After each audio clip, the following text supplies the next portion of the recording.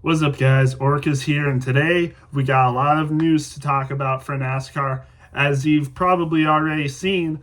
But yeah, it's been a crazy week. I mean, we're getting close to the NASCAR opener. About 2 weeks from now, I'd say, yeah, probably 2 weeks from now, because first week of February we got the Clash at Bowman Gray, so we're about 2 weeks away from seeing cars back on the track, and then after that, we got 2 weeks until the Daytona 500. So we are just about there. We're just about there, guys. It's going to be very exciting to see. Going to be very fun. We're almost there. Can't wait to get into the NASCAR season. But like I said, we got some breaking news. First off, I think ironically, it's funny because this is the biggest news, even though it's not the longest lasting thing that we're going to be talking about.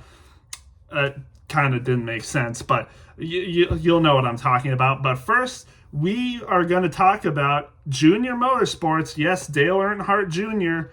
Own team is going to be going to the Daytona 500 this year. And who else would they be getting? Well, they're bringing along Justin Allgaier, recent Xfinity Series champion, who is going to be driving the number 40 car. And he is going to be sponsored by Travelers Whiskey, which I'm pretty sure is the guy that owns that is Chris Stapleton. I've never heard of him before, but I thought I saw he's like a country music artist or something. He's trying to get Travelers Whiskey, a whiskey brand, obviously, he created. He's trying to get it popular so he can, obviously sell it. And he's wanted to go on a car, and I'm pretty sure what happened is him and Rick Hendrick for Hendrick Motorsports got into a conversation. He's like, "Yo, is there anyone I can sponsor for the Daytona 500?" And Rick Hendrick's like, "Well, you can talk to Dale Jr. because I've heard he's been wanting to try to put together a car for the Daytona 500." So Chris Stapleton, Dale Earnhardt, they're good friends. Talk something up, and sure enough, they're going Cup Series racing for the Daytona 500. Now, Justin Allgaier still has to qualify to get into the Daytona 500, so he'll either have to do it by speed alone or he'll have to do it through the duels. So that's going to be interesting. Hopefully they can actually make it, but now we have a ton of people that are confirmed for the Daytona 500. We got Helio Castroneves, who's locked into the Daytona 500. And, it could be a 41-car field if he has to use the new rule they implemented, which is a new rule saying all, world renowned racers can automatically get into the Daytona 500. And Helio Castroneves, was he like a 4-time Indy 500 winner or something like that, and like 2-time champion? I don't remember the statistics for him, but he's a freaking good IndyCar driver. And so he's locked into the Daytona 500. You obviously got J.J. Yaley, who's confirmed. You got B.J. McLeod. And unfortunately, this was another piece of news I was going to talk about, but Mike Wallace isn't going to be in the Daytona 500. We'll get into that later. But yeah, there's a lot of people confirmed driving for it right now. Anthony Alfredo is another person who's going to be in it. So I think you got like 5 or 6 people, not full-time Cup Series drivers, that are confirmed to be entering the Daytona 500. So, and obviously we know that can only be a 40 to a 41 car field. So we know that there's going to be a good amount of people that don't qualify for it. So I think it's going to be pretty exciting. And we still don't know if the 15 car, the 84 car, and Martin Truex Jr., if they still haven't been confirmed yet, they could be coming in too. So when all said and done, we could have like eight, maybe 9 people trying to get into the Daytona 500. So that's going to be very exciting to see. But like I said, Junior Motorsports is going to be going Daytona 500 racing, and they're going to try to qualify for it. Like I said, Justin Allgaier going to be in the seat. They're doing the 40 car, and they're Chris Stapleton with Travelers Whiskey is the sponsor. So you got that all wrapped up. I think, Bob Pockrass made a whole article for it. You can read it. There's a lot more that they talk about. Again, I had something in my mouth. I don't know what that was, but Kelly Earnhardt, also an owner of JRM, said that they might not be doing more Cup Series racing. It's unconfirmed if they will or not, but this might be a one-time thing. But this was confirmed yesterday, because if you guys didn't see the news, it wasn't confirmed, but JRM, I don't know why I can't talk today, but JRM said that they had an announcement this afternoon, and sure enough, they had the announcement. So that was definitely something to wake up to. Well, not wake up to, but to see in the middle of the day. Very good news. I'm all for this. I hope Justin Allgaier will be able to qualify, but there's gonna be a lot of names that are left out, and I think that's what's gonna make this exciting. I think there should be a ton more people trying to go Daytona 500 racing. It's gonna make for some intense racing, because only 4 or 5 people can get in to the Daytona 500 besides the fully chartered teams, obviously. Besides the fully chartered teams, only 4 or 5 people can get in. So it's gonna be very interesting to see what happens. So yeah, it's gonna be very interesting. I'm very happy for Justin Allgaier. It's gonna be very exciting to see him in the Daytona 500. And you know what? Who knows? Who knows what will happen in the future for JRM? There's been a lot of people saying they should go full-time Cup Series racing. This is the first time JRM is going Cup Series racing. They've had a lot of people from the Xfinity Series who have became Cup Series drivers, but JRM themselves has never had they've never had a Cup Series race. So this is the first time, I'm pretty sure. They've never been in a Cup Series race. This is the first time. Very excited for it. It should be very fun. But in other news, obviously, I already said when I was going over the drivers that are confirmed trying for the Daytona 500, but Mike Wallace with MBM in the 66 car is disqualified from the Daytona 500. He cannot race in it. NASCAR, I forget which NASCAR, I think it's the head of competition. I think it was Elton Sawyer that had a conversation, a phone call with Mike Wallace, is like, hey man, you can't do this. And the reason is because he's gone 10 years. He's 65 years old, and he's gone 10 years without racing on an oval.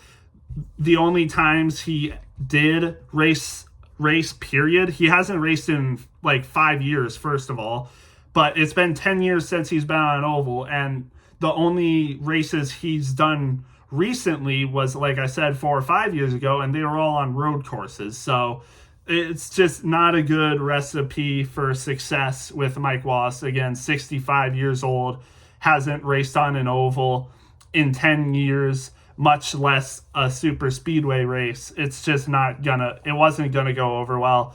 Even though some people might be upset about this, I'm a little disappointed. Obviously, Mike Wallace made his own statement saying how disappointed he was, but it couldn't happen. I think NASCAR made the right call on it, but I do think they made a little bit of a mistake. I think they should have got pounced on this earlier. It was like, hey, no, you can't do this.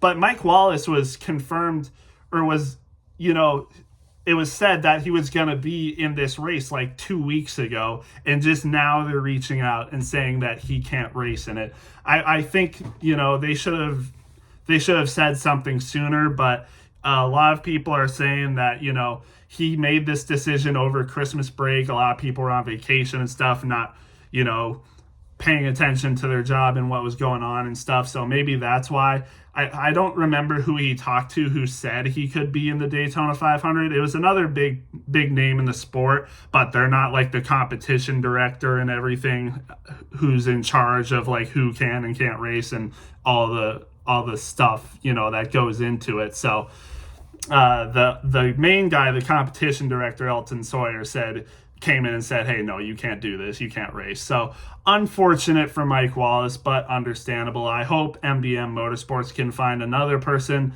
to come in. We'll just have to wait and see. Hopefully, maybe Timmy Hill will come in again. Who knows? But I think they'll find someone. They released a statement saying they were trying to find someone and sponsors and everything. So hopefully they can find someone. I hope the best for MBM, and I hope the best for Mike Wallace, because if you guys didn't know, he's been going through a lot. I think his wife died this past year as well. He's been lonely. So, send prayers out for him. I hope he does good, but I hope he'll be good. But other than that, the only other news is that for the Rick Ware Racing 51 car, it is confirmed that Cody Ware is going to be driving full-time. So Cody Ware is taking the number 51 for Rick Ware Racing full-time, not Corey LaJoie. So, yep, that's it. So we don't know. I don't know who's going to be driving the 15 car now and how many races the 15 car will be in, but now it's confirmed that Cody Ware is going to be racing in the 51 car full time. And obviously we all expected this was going to happen. I think the last, a couple of NASCAR videos ago when I was talking about some news, I did say that Cody Ware was likely to be in the 51 car. So this isn't exactly a surprise, but yeah, it was pretty obvious. It was pretty obvious that this was going to happen. Cody Ware is the owner's son, I'm pretty sure. So this isn't surprising at all. So yeah, that's really all there is to it. So he's going to be in the Daytona 500. He's going to be racing all the races unless he gets an injury or something extreme happens where they decide hey, we don't want you racing full time. We're going to put another person in this car now. And, and maybe ends up going part-time again. Who knows? But for now, he's full-time in the 51 car. So that means Corey LaJoie isn't coming back to Rick Ware Racing. You never know. He might be driving part-time for the 15 car. You never know. But he's not going to be in the 51 car. So I wonder what this means for Corey LaJoie. We haven't heard anything about him ever since, obviously, now it's confirmed Ware is in the 51 car, so we don't know what Corey LaJoie is going to do. Unfortunate for Corey LaJoie, maybe he'll be in the 15 car, but we'll just have to wait and see. Just unfortunate for him, but hopefully Cody Ware ends up doing good, does some good stuff. A lot of people obviously haven't liked him for the allegations and what he did in the past, but I believe in second chances. I hope he can redeem himself. I hope he does good as well. So that's basically all there is for the news. Again, the Daytona 500 coming up soon, all the announcements, very nice to hear. We still need confirmation about the 15 car, the 50 car, possibly the 66 car. Is Jimmy Johnson going to be racing the Daytona 500, or what about Martin Truex? We still don't know. I think I did say, or maybe I didn't say, but there is a rumor going around that Tricon Garage might be Truex's sponsor. Tricon is a Truck Series team, so they might put together enough money. I'm pretty sure Tricon has some sort of alliance with JGR, so maybe obviously they're a Toyota team as well, so hopefully they can put something together to get Martin Truex in the Daytona 500. We'll just have to wait and see, though. But other than that, that's basically all I got. We got, obviously, JRM and Justin Allgaier going Cup Series racing for the Daytona 500. Again, they still got to qualify. Mike Wallace is now disqualified, so he's not in it. 66 team needs to find a new driver. And Cody Ware is with full-time Rick Ware Racing. So that's all the news there is. Very exciting. We're going to be having videos about the Clash and more videos about the Daytona 500 soon. So that'll be very exciting. And, if there is more news, a lot more news to cover, I'll have a video for that. But, yeah, other than that, you guys have a good one, and we'll see you in the next one.